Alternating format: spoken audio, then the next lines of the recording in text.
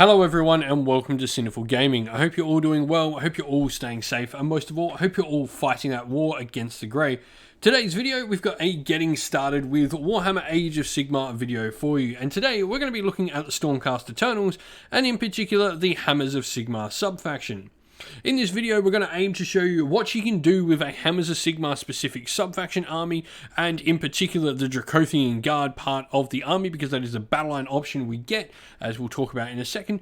And so we're going to show you how to build a Hammers of Sigmar army using that as our main focus. In this video, first of all, we'll talk about what we get for being Hammers of Sigmar, that's special about them than any other Storm host, and then we'll also talk about what units to grab first, where to start this collection, and finally we'll finish off the video with a little sample army list for you.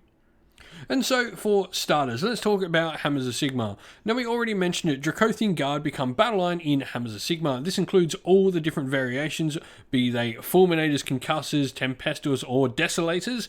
However, it does not include the single model Fulminator you can build and you can use if you've built up a Lord Celestin on Dracoth.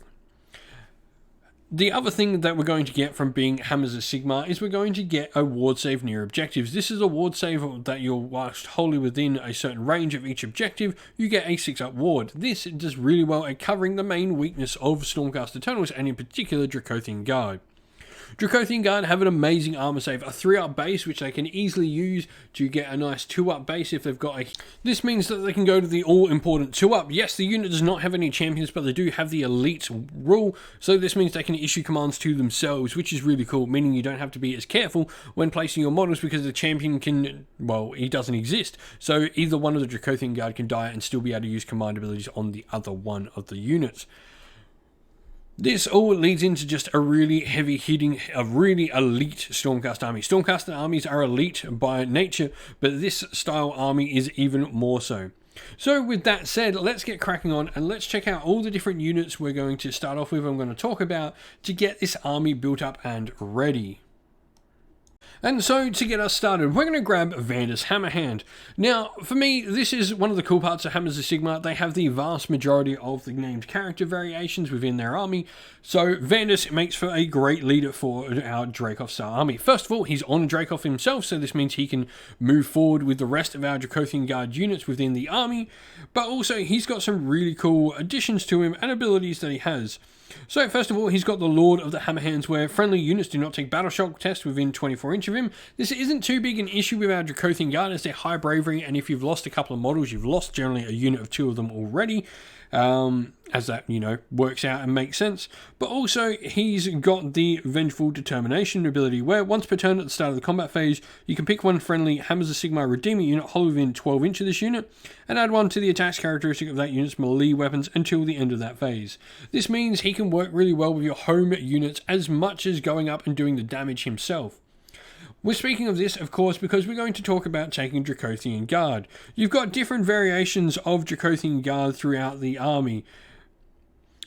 So you've got 4 different variations, as we mentioned originally, the Concussors, which are more a mortal wound one. They've got the Blast Ashes ability, where they do 2 mortal wounds on the hit roll of a 6.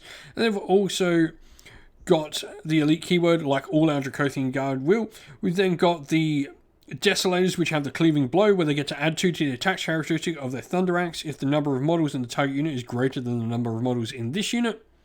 Fulminators, they get extra damage when they charge, so their Stormtrack Glaives go up to damage 3 instead of 1 when they charge.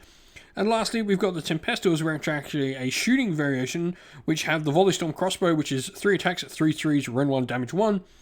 And then they've got the Volley Storm ability as well, where if an attack made with a Volley Storm crossbow scores a hit, they score 2 hits instead of 1.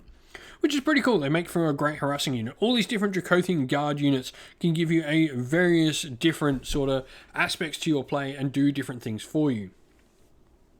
Now, we've got Liberators here as well, because you definitely need some home base objective holders. Liberators are great in 5-man units. They're really cheap, and they generally are, per point, the best 5-man unit in the game, or at least in the Stormcast Eternals book. So with the Liberators here, you've got the option of you can either send Vanus up forward into the battle alongside the Dracothian Guard doing damage like he can do, or you can have him holding back with your Liberators to keep them and give them a little bit more punch to see off anything that wants to try and take an objective off you. He can work really well around your whole army. Of course, you don't have to pick up Vander's Hammerhand if you don't want to. This is purely, I think, the narrative player in me coming out here, but you generally have some other options as well in the Lord Selston on Dracoth as well, which is a really cool model. So the Lord Selston on Dracoth. So Vander's Hammerhand gets his core ability, but the Furious Retribution is what the General Lord Selston does get, and so once per battle he can issue all-out attack without a command point being spent.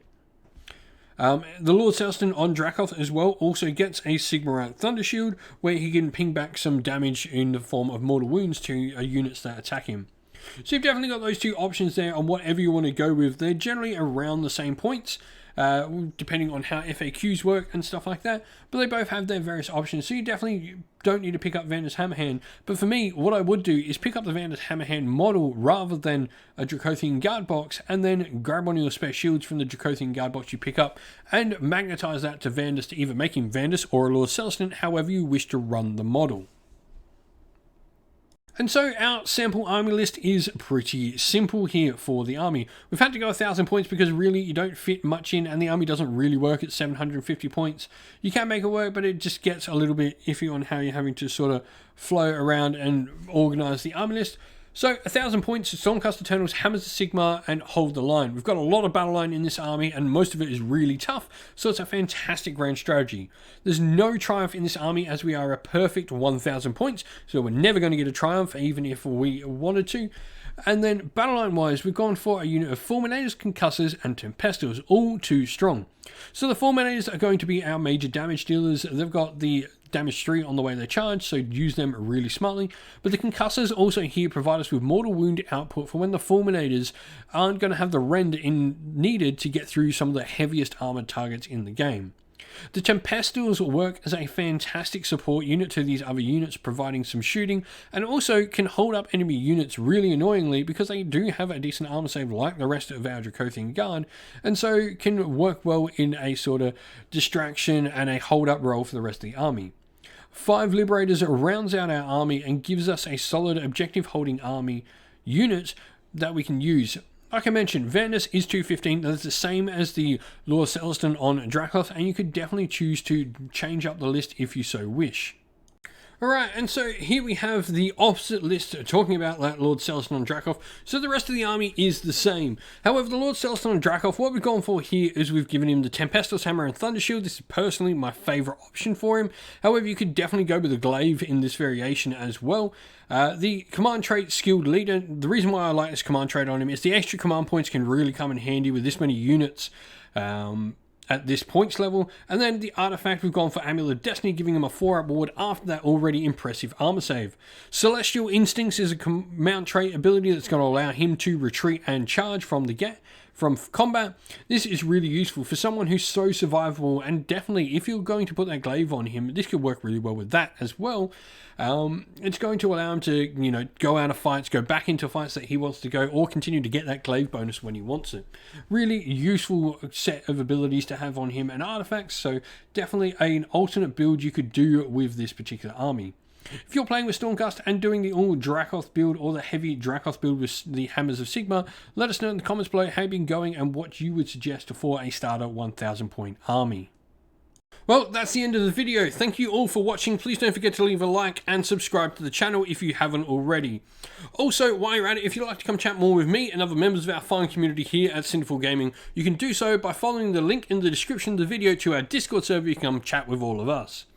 Also, if you'd like to help support the channel in another way, you can do so either by Patreon or YouTube members. Both of these greatly help the channel and continue to allow us to do what we are doing.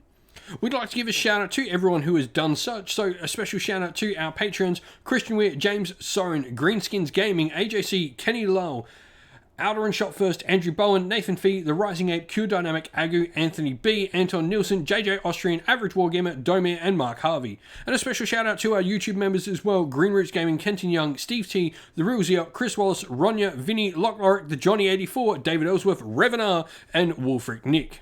Lastly, a special shout out to our amazing helpers on the channel. First of all, Lady Witchvox Art, who does all the amazing artwork for the channel, and 2xmorphic as well, who does all the amazing background work for our Discord server. Thank you both very, very much.